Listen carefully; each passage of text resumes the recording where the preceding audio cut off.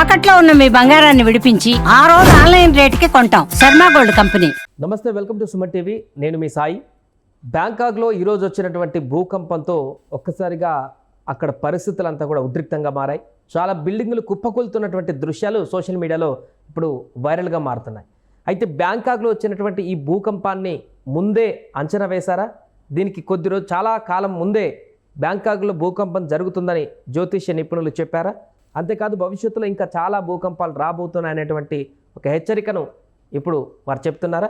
దీనికి సంబంధించి మనం తెలుసుకుందాం. మనతో పాటు ప్రదీప్ జోషి గారు, ప్రముఖ జ్యోతిష్య నిపుణులు మనతో పాటు జూమ్లో జాయిన్ అవుతున్నారు. వారితో మాట్లాడదాం. ప్రదీప్ జోషి గారు నమస్తే అండి.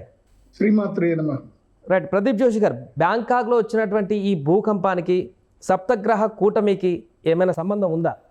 శ్రీ గురుభ్యో నమః. శ్రీమాత్రే నమః. ముందుగా సనాతన ధర్మ బంధువులందరికీ నమస్కారం. నేను ఆల్రెడీ సుమన్ టీవీలో షష్టగ్రహ కూటమి, దీన్ని షడ్గ్రహ కూటమి అంటారు. మీరు అన్నట్టుగా యురేనస్ ని కలుపుకుంటే సప్తగ్రహ కూటమి కూడా.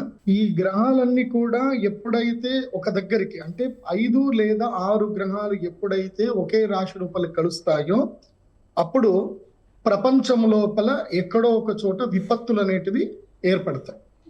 మనము 2020 గనక చూస్తే గనక పంచగ్రహ కూటమి ఏర్పడింది. అప్పుడు కూడా షష్టగ్రహ కూటమి ఏర్పడింది 2019 డిసెంబర్లో. దాని తర్వాత మనకి లాక్డౌన్, కరోనా లాంటి పరిస్థితులు వచ్చాయి. ఆ తర్వాత పోయిన సంవత్సరం కూడా పంచగ్రహ కూటమి వచ్చింది. అప్పుడు కూడా మనం చూసాము, ఎన్నో జల విపత్తులు వచ్చాయి. మనము అన్ఎక్స్పెక్టెడ్ గా మనం ఎక్స్పెక్ట్ చేయందే మనకి విజయవాడలో కూడా ఒకటి జల విపత్తు వచ్చింది, ఎంతో మంది ఇబ్బందులు పడ్డారు, అన్ని జరిగాయి. కానీ ఈసారి ఏంటంటే వీటన్నిటికన్నా చాలా పెద్దది. ఇదేమిటంటే దీన్ని షడ్గ్రహ కూటమి అంటారు. 6 గ్రహాలు ఒకే స్థానంలో ఉండడము, అది కాకుండా అదే సమయంలో గ్రహణం ఏర్పడడం, సూర్యగ్రహణం ఏర్పడడం. ఈ గ్రహణ ప్రభావం వల్ల ఏం జరుగుతుంది అని అంటే యూనివర్సల్లో గ్రావిటేషనల్ ఫోర్స్ లో గ్లిచెస్ వస్తాయి. ఇప్పుడు యూనివర్సల్లో అన్ని గ్రహాలన్నీ కూడా తిరుగుతున్నాయి. దేనివల్ల అంటే గ్రావిటేషనల్ ఫోర్స్ తోటి తిరుగుతున్నాయి. సో ఎప్పుడైతే ఈ గ్రహణానికి సంబంధించిన వేద ప్రారంభం అవుతుందో దానితో భూకంపాలు వచ్చే అవకాశం ఉంటుంది. నేను దీన్ని దాదాపుగా 10 ఏళ్ల క్రితమే రీసెర్చ్ చేసి నేను ఇంటర్నేషనల్ సాంస్క్రిట్ కాన్ఫరెన్స్ లో ఈ ప్రజెంటేషన్ కూడా ఇవ్వడం జరిగింది. ఆల్రెడీ ఈ సుమన్ టీవీలో కూడా జరిగినటువంటి ఇంటర్వ్యూస్ లో నేను ఆల్రెడీ చెప్పాను ఏంటంటే కనుక ఇది మంచి సమయం కాదు. విశ్వావసునామ సంవత్సరంలో షడ్గ్రహ కూటమి వస్తుంది. ఈ షష్టగ్రహ కూటమి వచ్చే సమయానికి భూకంపాలు తీవ్రతరంగా ఏర్పడతాయని చెప్పి ఆల్రెడీ ప్రజెంటేషన్ చెప్పాను. చెప్పినట్టుగానే జరిగింది. ఇది ఇక్కడితోటే ఆగిపోదు, ఇంకా సునామీలు వచ్చే అవకాశం ఉంటుంది. అది కాకుండా జపాన్ లాంటి దేశాలు, ఎక్కడైతే గనక తీర ప్రాంత దేశాలు, సముద్ర తీర ప్రాంత దేశాల లోపల అల్లోకల్లోలు జరిగేటువంటి అవకాశం ఉంటుంది. ముఖ్యంగా మొన్న ప్రదీప్ జోషి గారు, మొన్న కొద్ది రోజుల క్రితం దీనికి యాడింగ్ కొంచెం సిమ్టమ్స్ కనిపించాయి. జపాన్లో అన్ఎక్స్పెక్టెడ్గా ఎప్పుడు బయటికి రానటువంటి ఒక చాప లాంటి ఒకటి రావడం, లేకుంటే వేల సంఖ్యలో తాబేలు బయటికి రావడం, షార్కులు చనిపోయి తీర ప్రాంతానికి రావడం, ఇలా కొన్ని వింతలు జరిగినటువంటి సందర్భాన్ని కూడా చాలా మంది కోట్ చేస్తారు సోషల్ మీడియాలో. ఇవి సంకేతాలు ఏమన్నా చెప్పుకోవచ్చా మీరు చెప్పిన దానికి? ఇంకే సంకేతం ఏంటి, ఆల్రెడీ స్టార్ట్ అయింది కదా మనకి. ఈ రోజు already result number 1 result start అయింది కదా. సంకేతం ఆల్రెడీ చూపించడం. దీన్నే ఏమంటారు అంటే శకున శాస్త్రం అంటారు. మీన రాశిలో శనిగ్రహం ప్రవేశించి మీనరాశిలో సూర్యగ్రహణం ఏర్పడుతుంది అని అంటే, మీనము అంటే ఏంటి? చేపలు ఎక్కడ ఉంటాయి? సముద్రంలో ఉంటాయి, నీళ్లలో ఉంటాయి. అంటే జల విపత్తులు ఏర్పడతాయి. సముద్ర తీర ప్రాంతంలో భూకంపాలు, విపత్తులు ఏర్పడతాయి. సో ఇప్పుడు అదే జరిగింది. నేను ఆల్రెడీ 2015లోనే శిల్పాకోన్ యూనివర్సిటీకి ప్రజెంటేషన్ ఇవ్వడానికి వెళ్ళాను. అప్పుడే ఈ భూకంపాల గురించి ప్రజెంటేషన్ చెప్పాను. అప్పుడే చెప్పాను, Bangkok is not, Thailand is not suitable for the largest tallest buildings అని చెప్పి అప్పుడే నేను ప్రజెంటేషన్ చెప్పాను. చెప్పిన తర్వాత అప్పటి వరకు ఉన్న టాలెస్ట్ బిల్డింగ్సే. ఆ తర్వాత గవర్నమెంట్ లో అప్పుడు నేను ప్రజెంటేషన్ ఇచ్చిన తర్వాత అప్పటి కింగ్ ఎవరైతే ఉన్నారో చూసి దాని తర్వాత సముద్ర తీర ప్రాంతం లోపల ఈ థాయిలాండ్ లో లోపల కానీ హై రైజ్ బిల్డింగ్స్ పర్మిషన్ ఇచ్చారు, కానీ తర్వాత పర్మిషన్ ఇవ్వాల, ఆపేశారు. సో ఇప్పుడు కూలిపోయిన బిల్డింగ్లు కూడా 10 సంవత్సరాల క్రితం కట్టిన బిల్డింగ్లే కూలిపోయాయి. అట్లాగే మయన్మార్ కూడా అదే జరిగింది. అండ్ ఇప్పుడు చైనాలో కూడా మళ్ళీ భూకంపం వచ్చే అవకాశం ఉంటుంది. భవిష్యత్తులో జపాన్ లో కూడా భూకంపం వచ్చే అవకాశం ఉంటుంది. అమెరికాలో అయితే భయంకరమైన టొర్నడోస్ వస్తాయి. ఇప్పుడు అమెరికాలో కూడా భూకంపం ఉంది. ఓకే, ఇది మన దేశానికి ఏమన్నా ఎఫెక్ట్ చూపించేటువంటి అవకాశం ఉందా? మీరు చెప్పినటువంటి ఈ గ్రహం కానీ దీనికి సంబంధించిన ఎఫెక్ట్ మన దగ్గర ఏ విధంగా కనిపించే అవకాశం ఉందా? నేను ఆల్రెడీ మన సుమన్ టీవీలోనే చెప్పాను. మళ్ళీ అందరికి ప్రేక్షకులందరికీ చెప్పింది ఏంటంటే, సుమన్ టీవీ నేను రాశిఫలాలు చెప్పాను, పంచాంగ శ్రవణం చెప్పాను, అందరు కూడా చూడండి. ఎక్కడైతే స్త్రీలు గౌరవింపబడతారో, ఎక్కడైతే అందరికీ అన్నదానాలు జరుగుతాయో, ఎక్కడైతే నిత్య హోమ యజ్ఞ యాగాదులు జరుగుతాయో అక్కడ విపత్తులు రావు. మన భారతదేశంలో అన్నదానాలు జరిగినన్ని రోజులు, స్త్రీలని గౌరవించినన్ని రోజులు, స్త్రీలు హింసకి గురి కానన్ని రోజులు మన దేశం బాగానే ఉంటుంది. బ్యాంకాక్ లో ఎందుకు వచ్చింది మీకు తెలుసు కదా. బ్యాంకాక్ లో ఏం జరుగుతుంది సంకేతం చెప్పాను కదా, విశ్వావసునామ సంవత్సరం. ఎక్కడైతే స్త్రీలు ఆట వస్తువులుగా అమ్మబడతారో, ఎక్కడైతే జూదం ఎక్కువగా ఉంటుందో, ఎక్కడైతే క్రైమ్ రేట్లు ఎక్కువగా ఉంటాయో అక్కడ భూకంపాలు వస్తాయి, విపత్తులు వస్తాయి. సో ప్రకృతి క్లీన్ చేసుకోవాలి కదా, మానవాళికి గుణపాఠాలు చెప్పాలి కదా. సో ఆ చెప్పడమే ప్రకృతి యొక్క పని. అదే విశ్వావసునామ సంవత్సరం. విశ్వావసునామ సంవత్సరంలో శనిగ్రహం పూర్తిగా టేక్ ఓవర్ తీసుకుంటున్నాడు. సో ఈ సంవత్సరం పూర్తిగా సూర్యుడు శని ఇవి 7 నవనాయకుల్లో ఉన్నారు కాబట్టి 100% రిజల్ట్ ఉంటది. పాపం చేసిన వాడికి, తప్పు చేసిన వాడికి 100% దెబ్బలు తగ్గుతాయి, మంచి చేసిన వాడికి 100% మంచి జరుగుతుంది. ఇప్పుడు బ్యాంకాక్ లో వచ్చినటువంటి భూకంపం అనేది ఇంతటితో ఆగిపోయినట్టేనా? గ్రహ కూటమి ఎఫెక్ట్ అనేది ఇంకా కొనసాగుతుంది అక్కడ? ఇప్పుడు ఆల్రెడీ అట్లా భూకంపం వచ్చింది కాబట్టి ఇంకా స్టాప్ అయినట్టేనా ఆ దేశంలో? 3 రోజులు ఎప్పుడైనా గుర్తు పెట్టుకోండి. గ్రహణానికి ముందు 2 రోజులు, గ్రహణానికి తర్వాత 2 రోజులు, గ్రహణం రోజు, ఈ 5 రోజుల పాటు ఎక్కడైనా భూకంపం 100% సంభవిస్తుంది. మీకు దీన్ని ఆల్రెడీ నేను రీసెర్చ్ చేశాను. ఇఫ్ యు పర్మిట్, మీకు టైం ఉంది అని అంటే నేను ఆ ప్రజెంటేషన్ ఇస్తాను, ఓకేనా మీకు?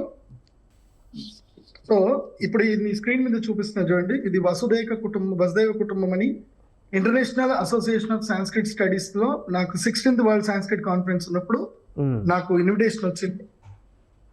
సో ఇక్కడ నేను చేసిన రీసెర్చ్ లో ఇక్కడ మీరు చూడండి, 16th వరల్డ్ కాన్ఫరెన్స్ లో నేను ఆల్రెడీ బ్యాంకాక్ లో శిల్పాకోన్ యూనివర్సిటీలో clues from Vedic astrology to predict earthquakes has been accepted అని చెప్పి వచ్చింది. ఇక్కడ నేను ప్రెజెంటేషన్ ఇవ్వడం జరిగింది. జూలై 2015లోనే ఇచ్చాను. Clues from Vedic astrology predict earthquakes అని ఇక్కడ ఇవ్వడం జరిగింది. సో ఇక్కడ నేను మీకు కొన్ని క్లూస్ చూపిస్తాను, ఎక్కడెక్కడ ఏ ఎర్త్ పిక్స్ జరిగాయని చెప్పి. ఇక్కడ చూడండి, 2010 9 సెప్టెంబర్, ఇది బిఫోర్ అమావాస్య, నార్థన్ సుమంత్రాలో ఇండోనేషియాలో భూకంపం వచ్చింది. 7.2 ఇది రిక్టర్ స్కేల్ పైన ఉంది. ఇది కూడా డేట్ అండ్ టైం తో సహా. ఇది గ్రహణము తర్వాతనే వచ్చినటువంటిది, గ్రహణం బిఫోర్, ఇది అమావాస్య బిఫోర్ వచ్చింది. ఇప్పుడు కూడా రేపు అమావాస్య ఉంది, ఇవాళ గ్రహణం ఏర్పడింది. ఇది కూడా ఫిలిప్పీన్స్ లో వచ్చింది, 2010లో 23 జూలైలో వచ్చింది. ఇది కూడా ఫుల్ మూన్ డే, అంటే గ్రహణం, సూర్యగ్రహణం కానీ చంద్రగ్రహణం కానీ జరిగింది అని అంటే దాని తర్వాత ఇమ్మీడియట్లీ ఇక్కడ మనకి ఎర్త్ క్విక్స్ ఏర్పడతాయి. ఇది కూడా 7.4 ఎర్త్ క్విక్, ఇది డేట్. తర్వాత చూడండి, మళ్ళీ చీలేలో ఒక ఎర్త్ క్విక్ జరిగింది, 2010లోనే జరిగింది. ఇది కూడా ఫుల్ మూన్ డే తర్వాతనే జరిగింది. దాని తర్వాత ఇది కూడా అమావాస్య తర్వాత మళ్ళీ ఇది ఇంకోటి జరిగింది చూడండి.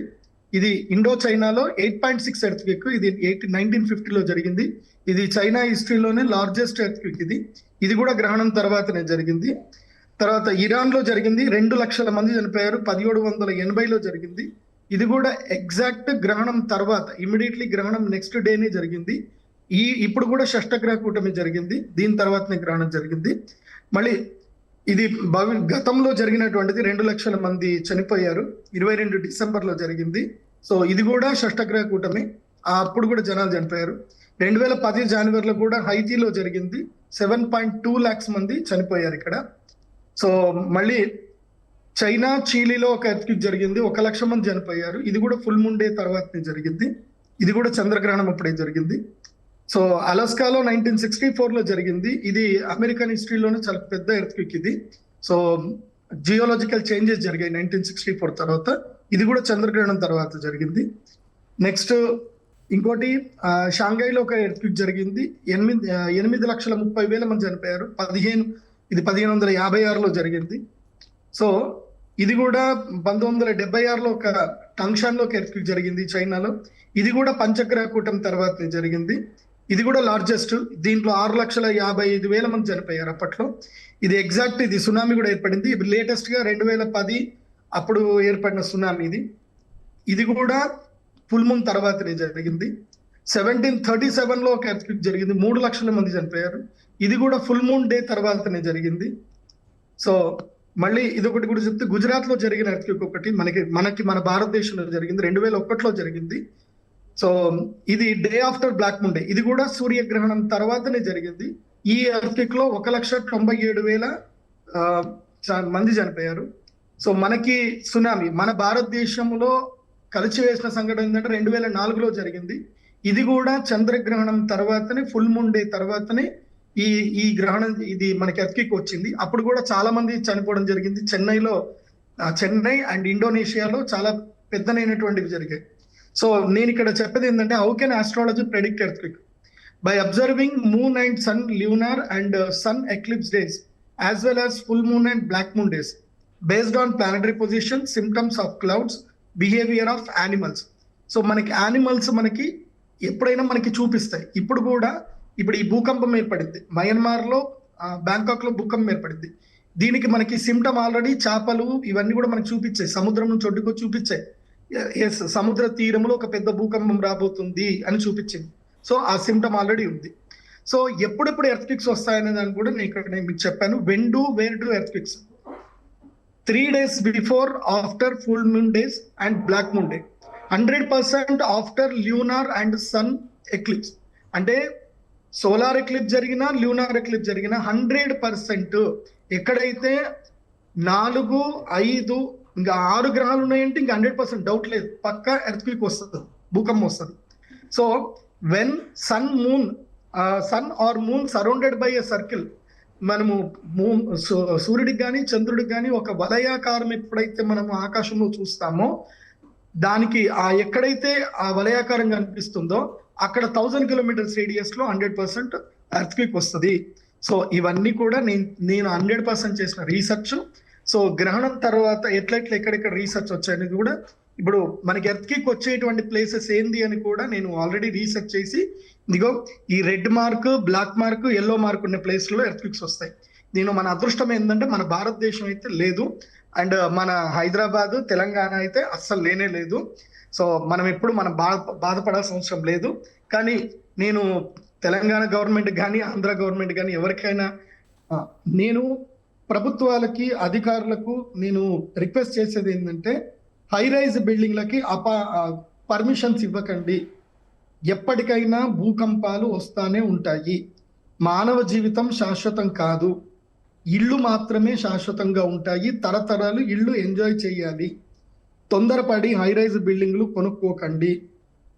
ఎప్పటికైనా ఎవ్రీ 30 సంవత్సరాలకి, ప్రతి 30 సంవత్సరాలకు ఒక్కసారి భూమి అనేటువంటిది రిఫ్రెష్ చేసుకుంటుంది. 120 సంవత్సరాలకు ఒకసారి గ్యారంటీగా రిఫ్రెష్ చేసుకుంటుంది. సో తరతరాలు హ్యాపీగా ఉండాలి అని అంటే అందరూ చక్కగా ఇండిపెండెంట్ హౌస్ లోనే ఉండండి. హై రైజ్ బిల్డింగ్లు కోట్లు పెట్టి కొనుక్కోకండి. మీరు పర్మిషన్లు అస్సలు ఇవ్వకండి. భూగర్భ జలాన్ని కాపాడండి. భూగర్భ జలాలు మీరు కాపాడని రోజులు, ప్రకృతిని మనం ప్రేమించిన రోజులు ఇలాంటి విపత్తులు జరుగుతూనే ఉంటాయి. మన అదృష్టవశాత్తు సనాతన ధర్మాన్ని మనం పాటిస్తున్నాము, అన్నదానాలు చేస్తున్నాము, స్త్రీలని గౌరవిస్తున్నాం కాబట్టి మనందరికీ మేలే జరుగుతుంది. సో ఎక్కడైతే స్త్రీలు, శిశువులు గౌరవింపబడతారో, అందరికి అన్నదానాలు జరుగుతాయో, ఎక్కడైతే ఆనందం ఉంటుందో, ఎక్కడైతే మోసాలు, అధర్మాలు జరగవో అక్కడ భూకంపాలు రావు. Right. Thank you Pradeep Joshi గారు. సో మొత్తానికి అది ప్రస్తుతం బ్యాంకాక్లో భూకంపం రావడానికి గల కారణం సప్తగ్రహ కూటమిలో వచ్చినటువంటి మార్పులు చేర్పులే అంటూ గతంలో ప్రదీప్ జోషి గారు సుమన్ టీవీకి ఇచ్చినటువంటి ఇంటర్వ్యూలో భాగంగా చెప్పినటువంటి మాటలు ఈరోజు వాస్తవమయం అంటూ కూడా వారు చెప్తున్నారు. ఇంకా భవిష్యత్తులో ఇంకా చాలా వచ్చేటువంటి అవకాశం ఉందంటూ కూడా వారు చెప్తున్నారు. ఇదంతా కూడా జ్యోతిష శాస్త్రంలో ముందే దీన్ని గ్రహించి పూర్తిగా వివరణాత్మకంగా కూడా నేను వివరించారంటూ కూడా ప్రదీప్ జోషి గారు చెప్తున్నటువంటి వివరాలు అయితే ఇప్పటివరకు చూసాను.